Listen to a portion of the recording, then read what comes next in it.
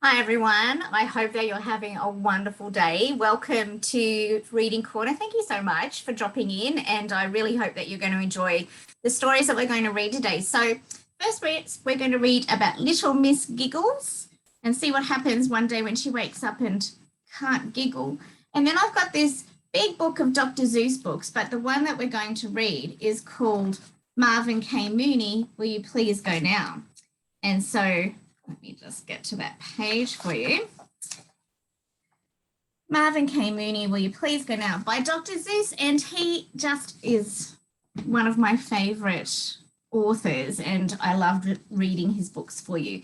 And then we've got the wonderful Possum Magic by Mem Fox, which is an Australian book. So for those of you who don't know much about Australian authors, you'll get to enjoy Possum Magic. So we're going to begin with Little Miss Giggles. We're going to see what happens one day. She wakes up and can't giggle. Can you giggle and eat cornflakes at the same time? Little Miss Giggles could. Do you giggle while you're asleep? Little Miss Giggles did. Can you giggle while you're brushing your teeth? Little Miss Giggles could. She was the giggliest girl in the world, and she lived in Chuckle Cottage. But one terrible day last summer, you'll never guess what happened. She lost her giggle, just like that, gone. She had woken up giggling, as usual, and she had giggled her way down the stairs, as usual, and she had giggled while she was having breakfast, as usual. But while she was out walking in the woods around Chuckle Cottage, she realised she wasn't giggling. She stopped. That's odd, she thought to herself. Now, ordinarily, she would have giggled to herself, but not today. She tried. Nothing happened. She tried again. Nothing happened again. Oh dear, she thought miserably. And as she walked along, a little tear trickled down her cheek. She met Mr. Happy, who was out for his usual morning stroll. Hello, little Miss Giggles, he laughed, and how are we today?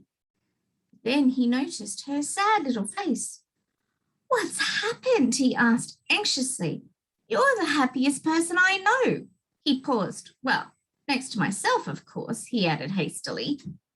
I've lost my giggle, she explained miserably. Lost your giggle? He asked in bewilderment. Mr. Happy scratched his head. He said, well, we'll just have to find it again, won't we? Little Miss Giggles nodded, but not very hopefully. Come on, he said, and seizing her by the hand, he took her off to see Mr. Funny. There's nobody like Mr. Funny for a giggle, he said. But it was no use.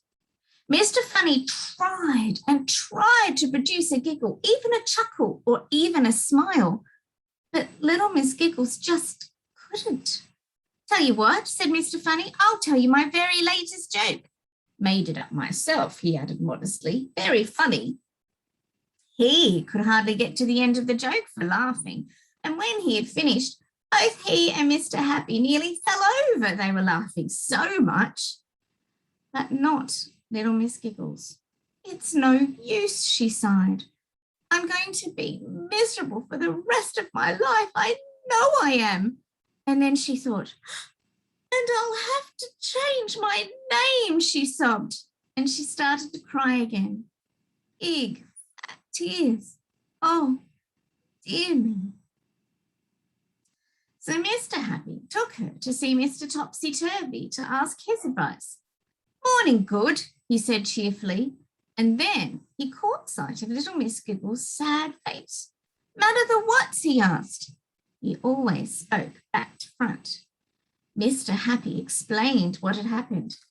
Dear, oh, he exclaimed. Then he thought, Doctor, he said, Doctor the sea to her take. That's a good idea, said Mr. Happy, and took her straight away to see Dr. Make-You-Well. Mr. Happy told the doctor all about little Miss Giggles' lack of giggle. He said, put out your tongue. Not you, silly Billy, he said to Mr. Happy. Little Miss Giggles put out her tongue.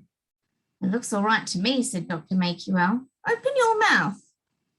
Dr. Makewell peered inside. He said again, you're right, not a giggle in sight. I am sorry, he added, but there's nothing I can do for you.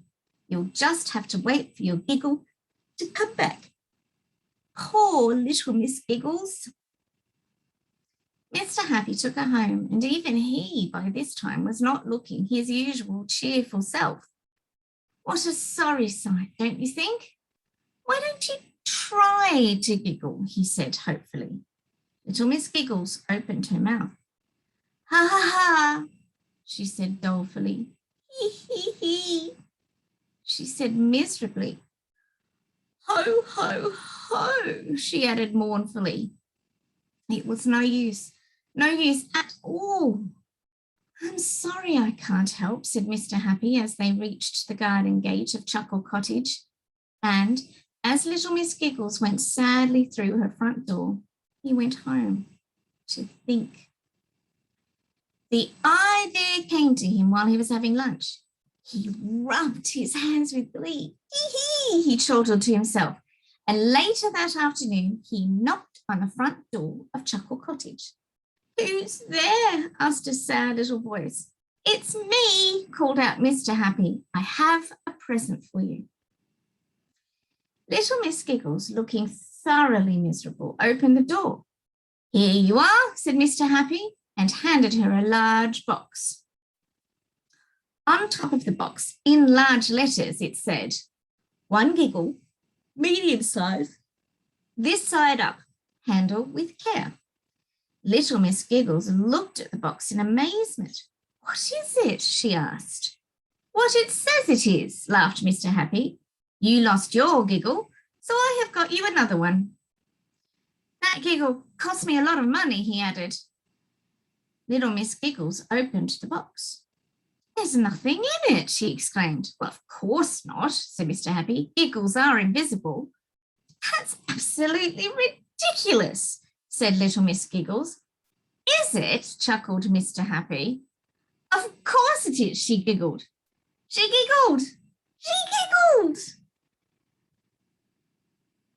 Oh, Mr. Happy is a good friend to have when you lose your giggle. Okay, now we're going to find out what happens when it's time for Marvin K. Mooney to go. Let's see what he does. The time has come. The time has come. The time is now. Just go, go, go, I don't care how. You can go by foot. You can go by cow. Marvin K. Mooney, will you please go now? You could go on skates. You can go on skis. You can go in a hat, but please go, please. I don't care. You can go by bike. You can go on a Zyke bike if you like. If you like, you can go in an old blue shoe. Just go, go, go, please, do.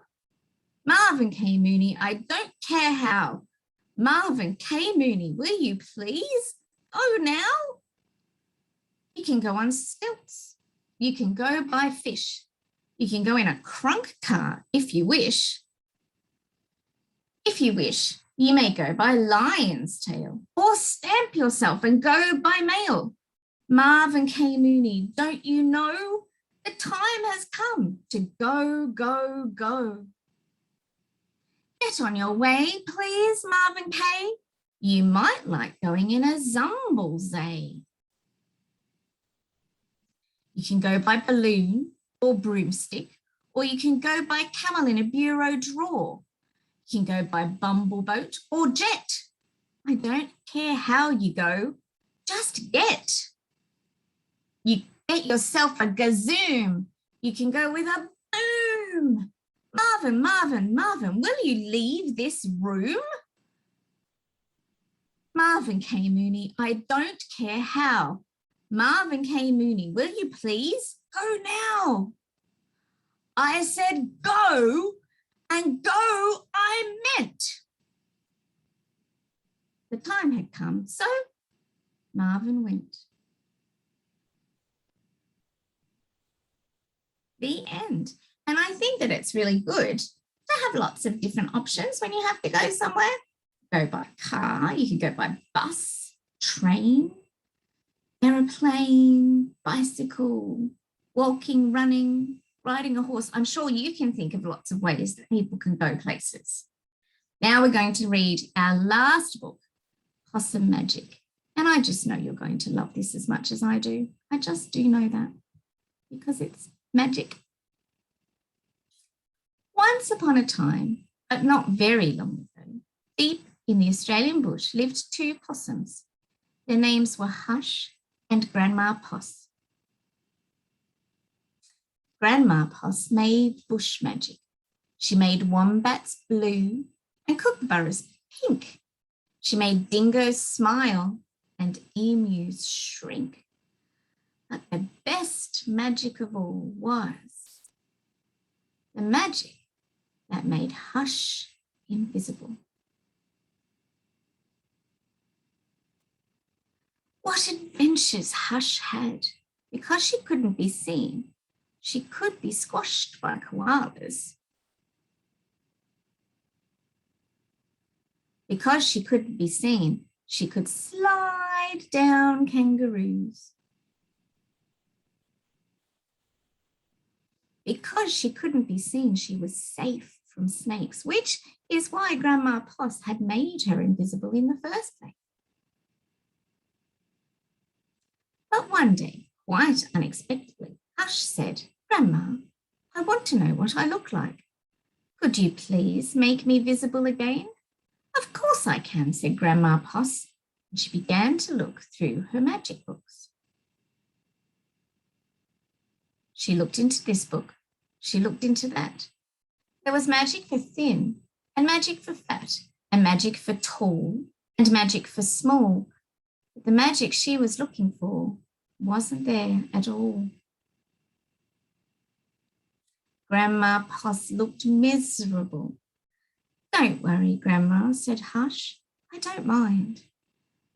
But in her heart of hearts, she did. All night long, Grandma Poss thought and thought. The next morning, just before breakfast, she shouted, "It's something to do with food. People food, not possum food. But I can't remember what. We'll just have to try and find out." So later that day, they left the bush where they'd always been to find out what would make Hush sing. They ate Anzac biscuits in Adelaide, Mornay and Minties in Melbourne, steak and salad in Sydney, and pumpkin scones in Brisbane. But Hush remained invisible. "Don't lose heart," said Grandma Poss. "Let's see what we can find in Darwin." It was there, in the far north of Australia, that they found a Vegemite sandwich. Grandma Poss crossed her claws and crossed her feet. Hush breathed in deeply and began to eat. "A tail! A tail!" shouted both possums at once. Well, there it was, a brand new visible tail. Later on a beach in Perth, they ate a piece of pavlova. Hush's legs appeared and so did her body. "You look wonderful, you precious possum," said Grandma Poss. "Next stop, Tasmania." And over the sea they went. In Hobart, late one night in the kitchens of the casino, they saw a lamington on a plate. Hush closed her eyes and nibbled. Grandma Poss held her breath and waited. "It worked! It's worked!" she cried. And she was right. Hush could be seen from head to tail. Grandma Poss hugged Hush and they both danced. "Here we go round the lamington plate," till early in the morning. From that time onwards, Hush was visible. But once a year on her birthday, she and Grandma Poss ate a Vegemite sandwich, a piece of pavlova, and half a lamington, just to make sure that Hush stayed visible forever. And she did.